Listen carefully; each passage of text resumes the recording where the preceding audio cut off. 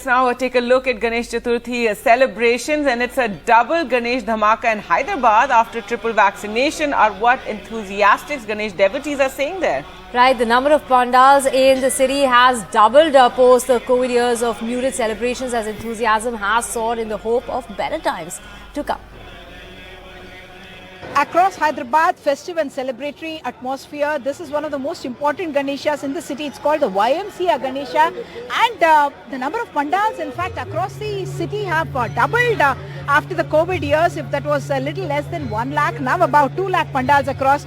After COVID, once again celebratory. And is it a newly married couple? Yeah, we got married in Feb this year. Okay.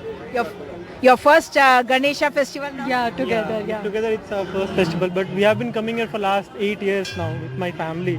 So I mean, feels really good because we have had a tough 2 years. Everyone across the country had a tough 2 years. So it feels good to be able to enjoy Ganesha. Come out, not wear the mask, and be able to see the gods everywhere. Yeah, exactly. And like to be vaccinated properly, triple vaccinated. We all are triple vaccinated. All our family members. So that is important as well. That is a very important point actually that you have made.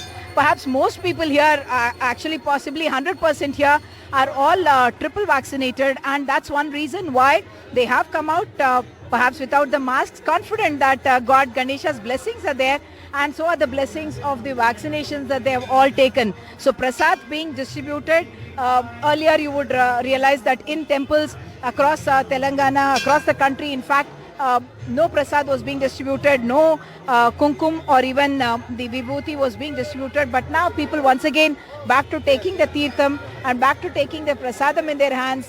This is of course the pulihora, which is very famous in Telangana. Then also the chundal, and if we were to turn the other side once again, we would go to the modaks that are of course the speciality of the rava laddus and the halwa, and also the curd rice, which is considered auspicious, and of course this is a 111 kg laddu that's in fact will be auctioned at the end of 10 days of celebrations, and whoever buys it for the highest price will be considered as somebody very special who will get all the blessings from the Lord, and that laddu will of course be distributed free of cost to all the devotees. And the biggest in fact of such laddus is the Balapur Ganesh laddu, for which auctions are held, and the prices are quite astronomical when the auctions do happen. So now COVID forgotten, celebration all over the city, and that's the reason why people are coming in their festival best